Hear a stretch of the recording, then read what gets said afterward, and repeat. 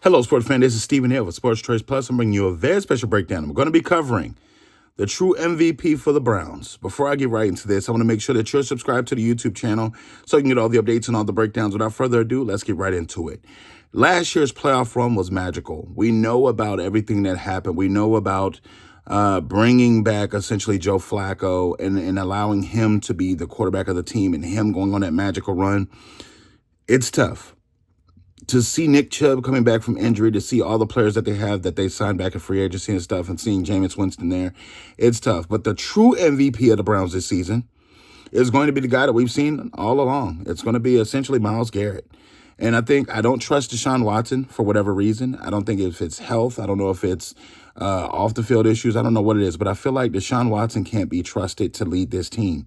When you're thinking about everything that's happened in the span of a year's time, Myles Garrett has not only been the stand-up defensive player of the year, he's been the toast of the town defensively, and he leads the league in certain criteria. When you think about sacks, when you think about pressures, when you think about everything, he's battling double team, triple teams, and still getting to the quarterback.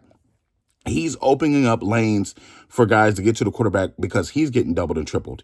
He's setting the tone defensively by coming in early, staying late. He's being one of the guys that build the team up. If you look at the back end of that defense, you have a couple of holes, but he and his play have elevated everybody else to where he covers certain mistakes. So during that playoff run that they had, yes, the offense was pretty deep and decent, but you got to think the defense came up and made timely plays as well, and Myles Garrett was a big part of that.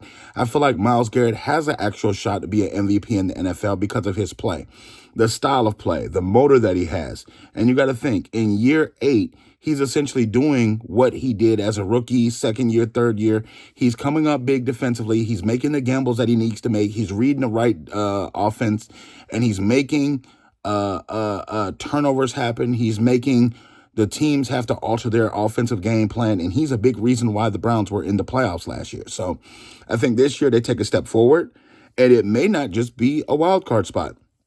They could end up winning the division.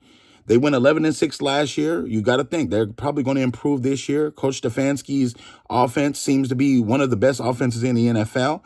Scheme-wise, they picked up Jerry Jeudy. They have Amari Cooper. They have a lot of different talent. And if Deshaun Watson doesn't get in there and do his job, Jameis Winston is very capable of throwing 30 touchdowns. We know this already.